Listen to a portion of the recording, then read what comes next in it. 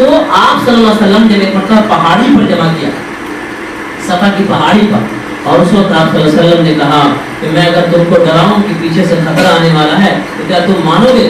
لوگوں نے جو جملہ کہا وہ یہی کہا، آپ صادق ہیں، آپ امین ہیں، آپ سچے اور امانت دار ہیں، ہم نے کبھی آپ سے جھوٹ نہیں سنا، لہٰذا آپ جو بولیں گے وہ صحیح بولیں گے۔ چنانچہ آپ صلی اللہ علیہ وسلم نے کہا کہ اگر ایسی بات ہے تو لوگوں کہہ دو لا الہ الا اللہ، کامیاب ہو جاؤ گے۔ اتنا سننا تھا کہ بہت سارے لوگوں کو اس پر اعتراض تھا، بلکہ تقریباً سارے لوگوں کو اعتراض تھا کہ ہمارے بتوں کو کنڈم کر کے ایک خدا کی بات کرتے ہیں، لیکن کسی کی زبان نہیں کھلی۔ اتنا سیبوش، اتنا عقل مند، اتنا بااخلاق آدمی، اس کو ہم کیسے کچھ بولیں؟ کسی کی زبان نہیں کھلی، لیکن گھر کا بھیجے جب کٹ آئے ابو لہب کو بول پڑا، تبت لک یا محمد الہذا جماعتنا، تمہاری ہلاکت ہے محمد، کیا تم نے اسی کام کے لیے ہم کو یہاں پہ جمع کیا ہے؟ یاد رکھیے، اگر کسی بزرگ، کسی ولی اور اللہ کے قریبی بندے، اللہ کے محبوب کی شان میں آپ گستاخی کیجیے گا، وہ کچھ نہیں کہتے، اتنے شریف، اتنے نیک ولی کچھ نہیں کہتے وہ، لیکن اللہ کو یہ گوارا نہیں کرتا ہے۔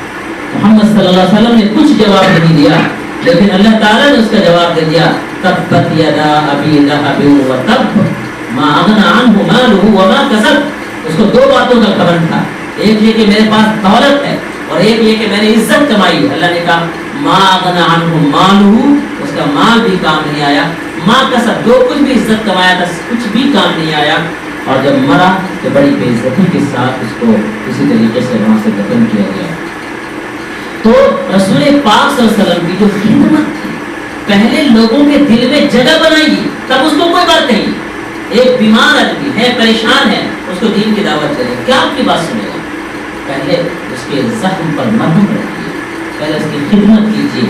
رسول پاک صلی اللہ علیہ وسلم نے فرمایا، حدیث قدسی اللہ تعالیٰ فرماتا ہے، اے بندہ میں بیمار تھا تم دیکھنے نہیں آیا، اے بندہ میں بھوکا تھا تم نے کھلایا نہیں، اے بندہ میں پیاسا تھا تم نے پانی نہیں پلایا۔ بندہ کہہ گیا اللہ آپ بھوکے پیاسے کیسے ہو سکتے ہیں؟ تو اللہ تعالیٰ کہتا ہے میرا فلاں بندہ بھوکا تھا، اگر تم اس کو کھانا کھلاتے تو تم مجھ کو وہاں پر پاتے۔ میرا فلاں بندہ بیمار تھا، اگر تم اس کو دوا علاج کرتے، دیکھ بھال کرتے، تم مجھ کو وہاں پر پاتے۔ اس لیے کہتے ہیں خدمت سے خدا ملتا ہے۔ تو اللہ تبارک تعالیٰ نے رسول پاک صلی اللہ علیہ وسلم سے سب سے پہلے جو دنیا میں کام لیا وہ کام تھا خدمت انسانیت کا۔ آج یہ عنوان کس لیے رکھا گیا ہے؟ ملک میں جن حالات سے ہم گزر رہے ہیں، ان حالات میں لمبی لمبی باتیں بہت سارے لوگ کر لیں گے، ان حالات میں جذباتی باتیں اور اشتعال انگیز باتیں بہت سارے لوگ کر لیں گے، لیکن ہمارے نبی نے جو پہلے کام کیا ہے اس کام کو کرنے کو تیار نہیں۔ پہلے اس کے دل میں جگہ بنائی۔ لوگ آپ سے نفرت دلانے میں رات دن کوشش کر رہے ہیں، اور آپ ان کے دل میں جگہ بنانے کی کوئی کوشش نہیں کر رہے ہیں۔ ظاہر سی بات ہے نفرت کی جیت ہو جائے گی اور محبت کی ہار ہو جائے گی، لیکن آپ کو ایسا نہیں کرنا ہے۔ نفرت کی آگ کو محبت کے پانی سے بجھا دینا ہے۔ وہ محبت کی تعلیم ہمارے رسول پاک صلی اللہ علیہ وسلم نے 40 سال، آپ صلی اللہ علیہ وسلم کی 63 سال کی عمر میں، عمر کا زیادہ حصہ جو 40 سال کا حصہ ہے وہ صرف خدمت انسانیت میں گزرا، صرف خدمت انسانیت، صرف خدمت انسانیت، اور 40 سال کے بعد نبوت کے کام کے ساتھ خدمت انسانیت کی۔ گویا کہ زندگی کا بڑا حصہ خدمت انسانیت میں گزرا ہے۔ 40 سال تو مکمل خدمت انسانیت پر، اور 40 سال کے بعد بھی آپ صلی اللہ علیہ وسلم وفات تک انسانیت کی خدمت کرتے رہے۔ آپ کو واقعہ یاد ہوگا، ایک شخص آتا ہے رسول پاک صلی اللہ علیہ وسلم کے پاس اور کہتا ہے کہ میرے پاس کھانے پینے کے لیے کچھ نہیں ہے۔ رسول پاک صلی اللہ علیہ وسلم نے ایک زرہ دیا اور کہا جا اس کو مارکیٹ میں بیچو، ایسے جو پیسہ ملے اس سے گھر کے لیے کھانا خریدنا، ایک کلہاڑی خرید کے لانا۔ وہ جب جاتا ہے کھانا خریدتا ہے اپنے لیے، اپنے گھر کے لیے، اور کلہاڑی خرید کے لاتا ہے۔ رسول پاک صلی اللہ علیہ وسلم نے اپنے دست مبارک سے، اپنے ہاتھ سے اس میں ڈنڈا یعنی پینٹ جس کو کہتے ہیں وہ لگایا، اس کے بعد اس آدمی کو دیا اور کہا جاؤ جنگل میں لکڑیاں کاٹنا، گھر والوں کو کھلانا، کچھ پیسے جمع بھی کرنا، 1 مہینہ تم نظر بتانا۔ وہ آدمی گیا اور اللہ کے رسول کی دی ہوئی کلہاڑی تھی، جنگل میں لکڑی کاٹی، اس نے بیچا، اللہ نے بے انتہا برکت دی۔ وہ جب آیا تو कुछ सिक्के उसके सामने थे, रसूल पाक सल्लल्लाहु अलैहि वसल्लम के सामने कुल्हाड़ी रखा, रसूल पाक सल्लल्लाहु अलैहि वसल्लम ने कहा पहले तुम अपना हाथ आगे लाओ। उस शख्स ने हाथ आगे किया और उस हाथ को आप सल्लल्लाहु अलैहि वसल्लम ने चूम लिया और ये कहा कि ये मेहनत करने वाला हाथ है। आप कुरान को चूमते हैं, आप नबी पाक सल्लल्लाहु अलैहि वसल्लम के नाम को चूमते हैं, आप काबा और मदीने की तस्वीर को चूमते हैं, लेकिन हमारे नबी ने किस चीज को चूमा?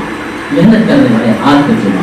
और मुहद्दिसीन ने लिखा इस हदीस के बयान करने के बाद कि जिस वक्त वो आदमी आया था परेशान हाल, उसको देख करके आप सल्लल्लाहु अलैहि वसल्लम के चेहरे पर परेशानी के आसार और आंखें डगडगा गई थी, और जब उसके सामने सिक्का देखा और पैसा देखा तो आप सल्लल्लाहु अलैहि वसल्लम का चेहरा खिलखिला उठा।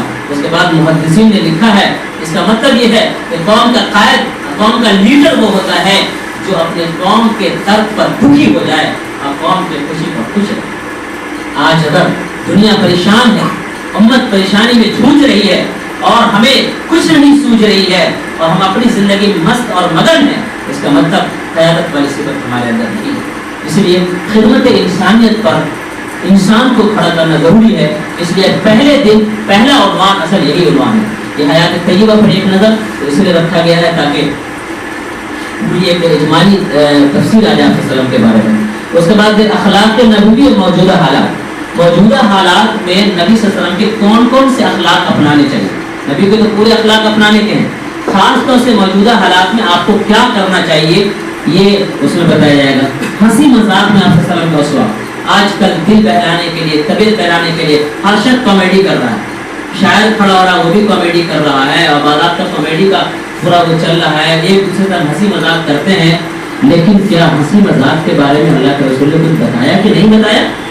उस सिलसिले में भी हमारे पास एक उन्वान होना जरूरी है कि मनोरंजन के लिए और दिल बहलाने के लिए और दिल के इत्मीनान के लिए आपको क्या करना चाहिए, और हंसी मजाक करते हैं तो उसका दायरा क्या है। ये ताजिर के लिए आप सल्लम की हिदायत, हमारे ऊपर ताजिरों का बड़ा एहसान है। मुसाफिर लोग दो तरह के लोगों का बड़ा एहसान है, एक सूफियों का, एक ताजिरों का। हमारे मुल्क में जो इस्लाम आया है वो ताजिरों के जरिए आया। ताजिर लोगों ने अपना कपड़ा बेचा, अपना सामान दिया, साथ साथ दीन भी दिया, इस्लाम भी दिया, शरीयत भी दिया, अल्लाह के रसूल का कानून भी दिया। ये ताजिरों के जरिए हमारे मुल्क के अंदर इस्लाम आया है। लेकिन आज जो ताजिर हजरात हैं वो दुनिया कमाने के लिए, दुनिया हासिल करने के लिए ये भूल चुके हैं कि इस सिलसिले में हमारे रसूल की क्या तालीम है, क्या तिजारत के सिलसिले में क्या उसूल है, क्या ज़ाब्ता है, क्या तरीका है, क्या चीज़ हमारे लिए जायज़ है, क्या चीज़ हमारे लिए नाजायज़ है। ये सारी चीज़ों को भूल चुके हैं। आज ताजिर अगर अपने अखलाक पर आ जाएं तो ताजिर के यहाँ कोई भेदभाव नहीं है, मुस्लिम भी पहुँचते हैं, गैर मुस्लिम भी पहुँचते हैं, हर तरह के लोग पहुँचते हैं। तो वहाँ अगर अपने अखलाक से उनको मुतासिर करें तो लोगों को समझ में आएगा कि मुसलमान ऐसा होता है। तो आज ताजिर को बेदार होने की ज़रूरत है। खासतौर से हमारे मुल्क में इस्लाम आया है तो ताजिर के ज़रिए, और यहाँ पर ज़वाल आया है वो भी ताजिरों के ज़रिए। एक अच्छे ताजिर थे जिन्होंने इस्लाम को पेश किया, और एक वो ताजिर थे जो शातिर थे, बदमाश थे, हलाल और हराम की कोई तमीज़ नहीं थी, जो अय्यार और मक्कार थे अंग्रेज़। इन लोगों ने यहाँ पर आके कब्जा किया, उन्होंने भी तिजारत के ज़रिए। लिहाजा इस मुल्क की तारीख तिजारत से वाबस्ता रही है। इसलिए ताजिर के लिए आप सल्लल्लाहु अलैहि वसल्लम की हिदायत क्या है, इस पर भी इंशाअल्लाह गुफ्तगू होगी। ख़वातीन के सिलसिले में आपकी तालीमात, एक तो अल्हम्दुलिल्लाह ख़वातीन के अंदर बेदारी पाई जा रही है, इस वजह से ये उन्वान रखा गया। ये मदरसा लड़कियों का है, इस वजह से ये उन्वान रखा गया। और एक बड़ी वजह यह है कि आज हमारे मुल्क में सबसे ज़्यादा टारगेट ख़वातीन को बनाया गया। तलाक का मसला हो, हलाला का मसला हो, और मस्जिद में औरतों के आने का मसला हो।